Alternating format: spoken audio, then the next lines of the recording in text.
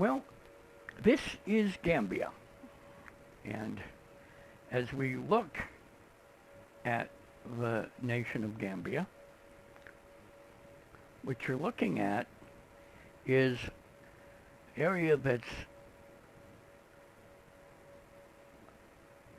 less than 3 meters above sea level and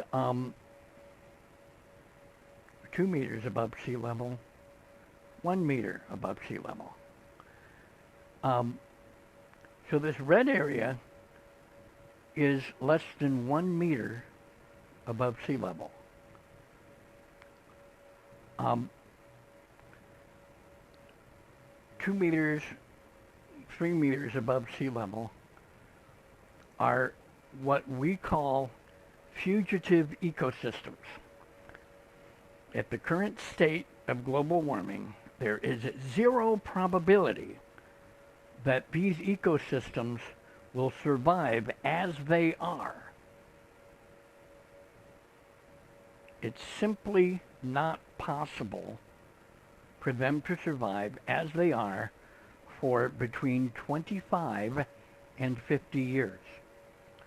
Probably closer to 25, going down in the area where you're only 2 meters above sea level. So, what's going to happen is seawater is going to encroach up to a certain level. And I estimate this level over the next 100 years to be the area in blue with the purple and reddish layers being the 25-year encroachment mark. So, all of these ecosystems are what we call fugitive ecosystems. You know, if somebody says, "Oh, this is a conservation district, this is a forest reserve," trust me, they're lying. They're reserving nothing. It cannot be preserved. Okay? The only way for any of these ecosystems to still exist 50 years from now, anything close to what they are now, is with massive human intervention. Massive structural human intervention. Okay? In order to keep salt water from encroaching throughout all of Gambia, then a system of weirs and locks need to be placed in each of these rivers to cause the water level of the incoming fresh water to be held up at a higher level. And only then will the hydraulic pressure of the fresh water hold back the saltwater encroachment. This is a function of the laws of physics. Anyone that tells you anything different is dreaming. Okay? Can't happen. All right? Now, so you might ask, well, then the system's hopeless, because what you're talking about is billions of dollars in infrastructure, and the billions of dollars simply are not there. Okay? And that's true right now. But what I'm proposing is that we take a different approach. First, we say the fugitive ecosystems cannot be preserved, so we open them up and expose them to conversion to an engineered ecosystem. One good example of an engineered ecosystem is where you go through all these dense forests where they absorb a lot of CO2 from the atmosphere. Then they drop the leaves and the trash down around them where it rots and the CO2 goes back into the atmosphere. We don't make any money from that. These are economically deprived areas because they don't provide much value, and they don't they do sequester some carbon, not a lot, because most of the carbon, as is the case with all rainforests, most of the carbon does rot and go back into the atmosphere. So we alter these ecosystems to make the plantings, the trees, the clumps of foliage, forestation, to be small clumps of forestation surrounded by a layer of water, so that between every group of trees there is water. The branches of the trees all branch out over water, ideally 2 or 3 or 4 feet or a meter of water around every tree. Something magically happens when you place a tree with water around it. Now, provided that it's a tree that can stand by the water, and there are many species that can, and most of these species we're looking at existing here are very much aquatic tolerant species. When they're surrounded by water, all of the organic carbon that these trees will take in from the atmosphere, all of that organic carbon will fall into the water. Now, organic carbon will be eaten. There's no way to stop organic carbon from being eaten. That's why we call it organic, because organics love to eat it. Now, while it will be eaten, and when it is consumed for that energy, whatever consumes it for that energy will pass out waste, and in the end, carbon will be oxidized, because burning carbon is how these things get their energy. The key thing to understand is when this happens in the water, when it happens in the ocean, when it happens in a lake, when it happens in fresh water, or it happens in salt water, it turns into carbonates. And these different carbonates generally, eventually, end up as mineralized somewhere. So gigantic carbonate plateaus like the Great Bahamas Bank and such, 6,000 feet thick, 6,000 square miles or whatever it is, that's all carbon that came out of our atmosphere. If we're smart, we won't dig it up and put the carbon back in the atmosphere. Unfortunately, not everyone's smart. But since organic carbon going into the water gets eaten and processed into carbonates and becomes mineral, organic carbon falling on the ground rot and turn into CO2 to return to the atmosphere. We want to take this entire 300 some odd square kilometer area, or 300,000 hectare area, and turn it into aquatic forestation, where the organic carbon goes into the water. Now you say, well, how can you afford to do all that? I not only can afford to do that, but I can get wealthy doing it. This is the key of Elon Musk going from being a billionaire to the world's first trillionaire, because every hectare of that land produces 1 ton of seafood per year, 1 metric ton of seafood each year.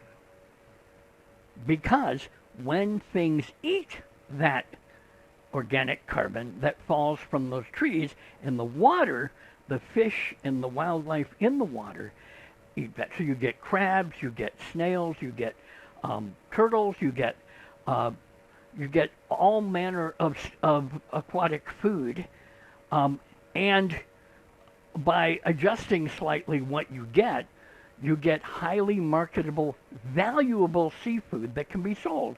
You're saying, wait, 300,000 hectares?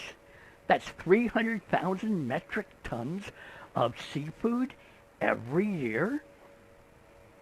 That's the point. Not only that, but roughly twice that amount of carbon gets absorbed from the atmosphere, and very little of that ever returns to the atmosphere because it becomes mineralized in the sea.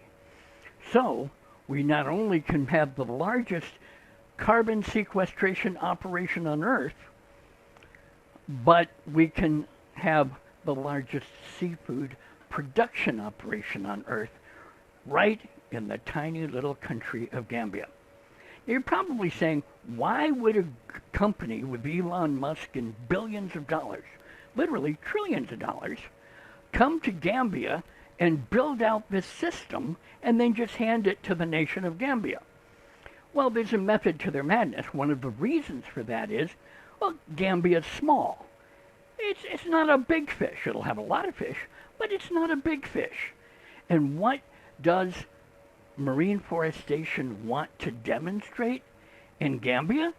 Well, they want to demonstrate what could be done on 2,000 square miles of the Bahamas, Great Bahamas Bank. What could happen in the huge areas of the Cuban Batabano Bay? There's 30 million hectares around the world where this could be done. And everybody's going to say, well, will it work? What'll happen? Whatever. Well, we can just say, look at Gambia. We did it in Gambia. We can do it there. Now, that company will become, obviously, one of the first multi-trillion-dollar companies on Earth. And there's another nice thing about this, because the way you do this is you take these 300,000 hectares and you break them into roughly square kilometer lots, and you sell them to citizens of Gambia who want to be marine foresters. So no matter how poor you are or how wealthy you are, if you're willing to go through the training, we finance you to own one of these ranches. If you do really well, you can buy more ranches and you can expand. And so the idea is to make 3,000 to 10,000 millionaires in Gambia if they're successful. And so basically we take one of the larger banks in Gambia, we get a sovereign wealth fund to back them for a Fannie Mae, Freddie Mac, we'll call it Fishy Mae or whatever, financing program so that they can get this. Now, the nation of Gambia has to issue titles and deeds that bank can foreclose on if it has to, and then resell it. Meanwhile, the developer, marine forestation, whoever, comes in and converts the property and then resells it. Now, the developer doesn't necessarily ever have to own the land. That's not important. What's important is that they get the access to the land for a certain price. They turn it into an optimized marine forestation ranch, and then flip it to the Gambian citizen, who will then hopefully become a millionaire. Okay? And so we create this wealthy class in Gambia because they're producing food, and we eliminate basically hunger in Gambia, but we also bring a huge amount of healthy protein onto the world market, which is helpful everywhere. And we sequester vast quantities of carbon, of CO2. And we don't need Elon Musk to give us $100 million to do this. I want to make $100 billion for Elon Musk, because when you come with the company and you do the construction and you flip it, you make a reasonable profit and you go on. And you say, well, you're not going to make that much off of Gambia. Well, that's okay. Elon Musk doesn't need to make money off of Gambia. Okay, we need to do this all over the world. We have 30 million hectares to do it, and we need that show house, right? The one show place that you do at cost or whatever to demonstrate to the world. And Gambia, if they desire, can be that showcase. Now the system's complex. There's vast amounts of complexity and difficulty in this, and it is It's not as difficult as, for instance, creating a rocket that can go land itself again, or converting all of the world's transportation to electric power, okay, which is being done, but it is difficult, and it has to. I believe that it has to have the attitude of an Elon Musk type of thought process, and this can be the key to solving CO2. Now, if this 30 million hectares are done, then the blue area here, which we understand is where sea level is going to go to, if nothing changes, we might be able to avoid that that amount of sea level rise, and save, even though we will have to do some things because it's too late to stop any sea level encroachment, we can save Gambia from total destruction by balancing the CO2 in the atmosphere, along with some other things that the SpaceX and Elon Musk have in mind. We can balance the CO2 in the atmosphere, take care of the temperature rise, and stabilize planet Earth. Now, I realize when you're a hungry kid in Zambia, that's not necessarily even something you may even know about. But when your dad brings home seafood from his own ranch that you're going to inherit someday, all right, at some point you'll appreciate it, okay? And so this is the plan. We're going to put weirs, dams, control the flow, raising the water level, and making sure that the most of the forestation within this blue area, whatever's not owned by anybody and is in fact wetland, aquatic area, make it all a healthy forest of trees every 10 meters. If there is some saltwater encroachment, we will have to switch over to our mango, something from the mangrove species, but Gambia has lots of those, not a problem. We can find local vegetation and keep the plants growing, keep the organic carbon falling into the sea, and keep the seafood flowing. So, let me know what you think. This is really rough early draft. I'm not much of an artist, but I hope you kind of get the idea of the problem and the solution. I'll talk to you next time.